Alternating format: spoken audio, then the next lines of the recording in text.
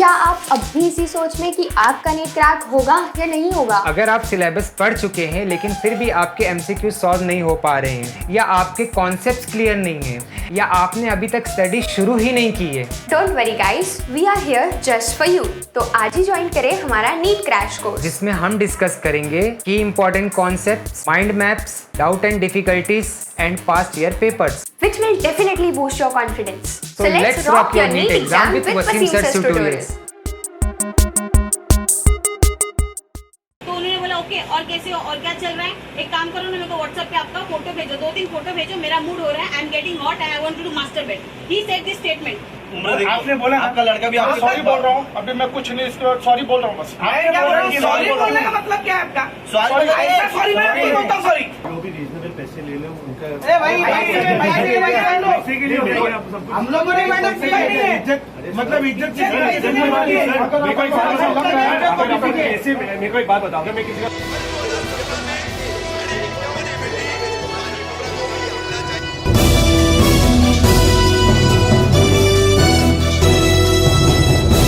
मैं रफीक कामदार, हिंदुस्तानी रिपोर्टर में आपका स्वागत है।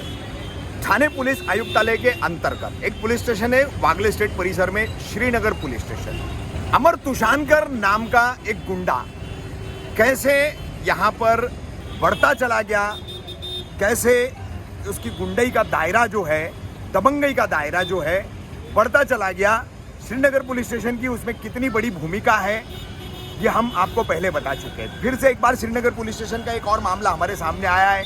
मनसे के एक पदाधिकारी है उमेश यादव, हमारे एक पत्रकार साथी है चंद्रभूषण जी, जो जेजेवी न्यूज चलाते हैं, अखबार भी है और चैनल भी है। एक युवती की शिकायत जो अपने पिता के साथ में कंपनियों से स्क्रैप खरीदने का व्यवसाय करती है और पिता के व्यवसाय में हाथ बटाती है। ये युवती भंगार खरीदने, भसीन नामक एक सिख समुदाय के व्यापारी है, उनकी कंपनी है वागले स्टेट में, वहाँ पर वो पहुँची। वहाँ पहुँचने के बाद व्यवसाय की बातें होने के बाद, नंबर का आदान प्रदान होने के बाद, इस कंपनी मालिक ने, भसीन ने इस युवती के साथ अश्लील बातें की, व्हाट्सएप कॉलिंग करके, और बहुत ही जिसकी जितनी भर्त्सना की जाए कम है ऐसी उसके साथ में बातें की, जिसकी शिकायत उसने मनसे के पदाधिकारी होने के नाते उमेश यादव से और पत्रकार होने के नाते चंद्रभूषण जी से की। इस संबंध में इन्होंने उस कंपनी मालिक से संपर्क किया, वहां पर गए, उससे बातचीत की, उसका पूरा वीडियो मौजूद है। अब वीडियो होने के बावजूद श्रीनगर पुलिस स्टेशन ने सीधा भसीन के शिकायत पर पत्रकार चंद्रभूषण, मनसे के पदाधिकारी उमेश यादव, वो महिला जो है, वो युवती जो है, वो और अन्य ऐसे 2 लोग और, इनके खिलाफ धारा 395 के तहत डकैती का मामला दर्ज कर दिया। बगैर किसी जांच पड़ताल के, बगैर किसी क्रॉस वेरिफिकेशन के ये मामला दर्ज हुआ है। अब इसको लेकर के मनसे के पदाधिकारी उमेश यादव, पत्रकार चंद्रभूषण और वो युवती और उसके परिवार के लोग एक कानूनी लड़ाई लड़ रहे। हर तरफ से जो है वो इस पहलू को जो है उजागर करना चाहते हैं कि किस तरह से श्रीनगर पुलिस स्टेशन ने कहीं ना कहीं आर्थिक लाभ के चलते जो है व्यापारी जो है कंपनी का मालिक भसीन, उसकी किसी न किसी मिली भगत के चलते, सांठगांठ के चलते ये अपराध दर्ज किया है। हम बात करेंगे सबसे पहले पत्रकार चंद्रभूषण जी से। चंद्रभूषण जी, क्या पूरा मामला है और क्यों कर ऐसा किया गया है? आपका कहना है कि फर्जी एफआईआर दर्ज हुई है, वो भी डकैती की, क्या कहेंगे इस पर? सर देखिए, कहा जाता है कि पत्रकार इस देश का चौथा स्तंभ है, और जब लोग कहीं भी न्याय नहीं पाते हैं तो पत्रकारों के पास जाते हैं। उस दिन का मामला यह है कि जो मुझे उमेश ने कॉल किया कि सर ऐसा ऐसा मामला है, लड़की के साथ ऐसा ऐसा कहा गया है और हम लोग कंपनी में जा रहे हैं, तो आप आइए। हालांकि उस दिन मेरी वाइफ हॉस्पिटल में थी, फिर भी मैं वहाँ पे गया कंपनी में, थोड़ा लेट पहुँचा, लेकिन जैसे ही ये लोग कैबिन में घुस रहे थे तो मैं मेरा कैमरा ऑन करके घुसा और सारी घटनाओं को कैद किया। लोग थोड़ा सा गुस्से में थे, गुस्सा दिखाए, और उसके बाद वो पंजाबी धीरे से सबको लिया, और लेने के बाद वो रोड के रास्ते दूसरे कंपनी में गया। जाने के बाद जब लड़की ने उससे बात किया तो वो एक्सेप्ट किया कि मुझसे गलती हो गई, और उसने सॉरी भी बोला। और जो वो भसीन का लड़का है, उसने इस मामले में पैसा देके मामला ख़त्म करने की बात भी कही। लेकिन शिवसेना के जो पदाधिकारी थे और मनसे के जो पदाधिकारी थे उन्होंने यह भी कहा कि भाई हमें पैसा नहीं चाहिए, बच्ची को न्याय चाहिए।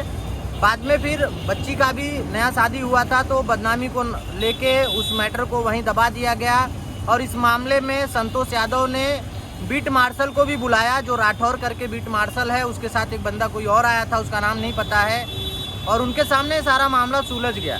लेकिन उसके बाद दूसरे दिन भसीन और सीनियर पीआई 20 दिसंबर की बात जी है। 20 दिसंबर की बात है। ठीक। उसके बाद सर दूसरे दिन सीनियर पीआई लक्ष्मण तांबे और उनकी टीम से पता नहीं भसीन ने क्या दिया, पैसा दिया या क्या दिया, मैं प्रूफ नहीं कर सकता, लेकिन ऐसा मुझे सूत्रों ने बताया कि कुछ अच्छा खासा रकम लेके 395 का गुना दाखिल किया। और हालांकि देखा जाए तो कानूनन 395 दाखिल करने से पहले पंचनामा होता है या कोई जिम्मेदार परिषद व्यक्ति होता है तो उसको सूचित किया जाता है। और पत्रकार का नाम जुड़ने के बाद भी पुलिस ने एक बार भी ना फ़ोन किया ना नोटिस किया और जानने की कोशिश भी नहीं की कि पूरा मामला क्या है, और सबके ऊपर 395 के तहत गुना दाखिल कर दिया। मैं लगातार अपने चैनल के माध्यम से पूछ रहा हूं पुलिस के आला अधिकारियों से कि कानून क्या उनकी जेब में है, जो चाहे वो धारा लगा दें। और मैं इस मामले को लेके महामहिम राज्यपाल, महामहिम राष्ट्रपति, महाराष्ट्र के मुख्यमंत्री, गृह मंत्री और डीजीपी तक से मांग भी की है कि इस मामले की पूरी जांच हो और इन पुलिस वालों पे कार्रवाई हो। और ऐसा नहीं हुआ तो इस मामले के लिए मैं हाईकोर्ट का दरवाज़ा भी खटखटाऊंगा, लेकिन दोषी पुलिस वालों पे कार्रवाई जरूर करा के रहूँगा, चाहे उसके लिए कोई भी सज़ा मुझे भुगतना पड़े, मैं तैयार हूँ। उमेश, तुम क्या जानकारी दोगे इस पर? नहीं, जो हमारे दो मित्र ने जेजेबी न्यूज़ वाले ने बताया वो सही है, क्योंकि अब वो लड़की हमारे पास आई तो हमने उसको न्याय दिलाने के लिए मैंने, मेरे दोस्त संतोष यादव और महादेव गाड़गे और पवन पड़वल और मैं और ये हमारे जेजेबी न्यूज़ वाले, हम सब लोग गए। तो उसके बाद हम लोग गए तो हम लोगों ने पहले उनको चिल्लाया, उल्टा सीधा बोला कि तुमने ऐसा लेडीज़ के साथ में कैसा बात किया। तो उन्होंने डायरेक्टली एक्सेप्ट किया, बोले यहाँ पे मेरा ऑफिस है, यहाँ पे प्लीज़ रिक्वेस्ट किया उन्होंने कि यहाँ पे मत बात करो, यहाँ पे मेरी इज्जत है। हमने बोला चलो ठीक है। उसके बाद वो हमको दूसरे कंपनी में लेके गए और वहाँ पे जाने के बाद उन्होंने एक्सेप्ट किया ऑन कैमरा कि हमसे गलती हुई, हम माफ़ी मांगते हैं। हम यहाँ तक कि पैर भी पड़ने लगे लड़की का, तो हमने उनके उम्र का लिहाज किया। फिर उनका लड़का हमको बोलता है कि कुछ पैसे ले लो, ऑन कैमरा, हाँ क्या ऑन कैमरा बोलता है कुछ पैसे ले लो हमसे और ये मामला यहीं रफा दफा कर दो। हम लोग बोले हम पैसे के लिए नहीं आए हैं यहाँ, और तुम्हारे पैसे से हम बड़े नहीं जाएंगे, हम उतने सक्षम है। तो उन्होंने बोला ठीक है, हम मेरे पापा को क्षमा कर दो, उनसे हो गई गलती। तो हमने बोला चलो जाने दो। लड़की भी एक्सेप्ट की, बोली लेकिन मेरे को ये माफ़ी मांग रहा है तो इसके बाद मुझे अभी आगे कुछ नहीं करना है, क्योंकि वो एक शादीशुदा ज़िंदगी जी रही थी। तो उसके बाद हमने वहाँ के पुलिस को भी बुलाया, जो राठौड़ है उनको, और उनके साथ में कोई तो था बीट वाला, तो वो आए उनके सामने, पुलिस के सामने उसने माफ़ी मांगा। और उसके बाद हम लोगों को लगा बस इतना हमसे गलती हुआ कि हमने 100 नंबर पे कॉल नहीं किया, हमने उनको पर्सनल कॉल किया था राठौड़ को और बीट पे किया। तो उसके बाद उन्होंने, वो आए उनके सामने माफ़ी मांगा और पुलिस ने बोला आगे से ऐसा मत करना, नहीं तो तुम्हारे ऊपर गुना दाखिल होगा। उसने एक्सेप्ट किया और उसके बाद वो पुलिस वाले चले गए। फिर हम लोग भी चले गए। थोड़े टाइम बाद हम लोग ने बोला चलो माफ़ी मांग लिया और इसके बाद आगे से नहीं करेगा। और उसने अगले दिन कौन सी मोटी रकम दी कि जिससे कि उसने हम पे 395 का गुना दाखिल किया, जबकि मैंने 90 महीने में ना सीपी साहब को अर्जी किया था कि मुझे ऐसा लगता है कि मेरे ऊपर कोई खोटा गुना दाखिल होगा। सीपी साहब को मैंने अर्जी किया था 90 महीने में 6 तारीख को कि मेरे ऊपर अगर किसी प्रकार का गुना दाखिल होने से पहले मुझे खोटा गुना दाखिल होने को ऐसा लग रहा था कि ये झूठा अपराध दर्ज होगा, क्योंकि मैं समाज के लिए काम कर रहा था। मैं समाज के लिए काम कर रहा था तो मुझे ऐसा डाउट हुआ कि मेरे ऊपर किसी प्रकार का खोटा गुना दाखिल होगा। इसके लिए मैंने 9 तारीख को 90 महीने 6 तारीख को मैंने सीपी साहब को अर्ज किया था कि अगर मेरे ऊपर कोई खोटा गुना दाखिल होने करने के लिए आए या कुछ भी कंप्लेंट आए तो पहले मुझे बुलाया जाए और मेरी इंक्वायरी, वो मैटर की इंक्वायरी किया जाए, उसके बाद ही आगे का प्रोसीजर किया जाए। अब इस मामले में उमेश, हाँ, आप लोगों के कहने के मुताबिक डकैती का फर्जी मामला दर्ज किया गया है।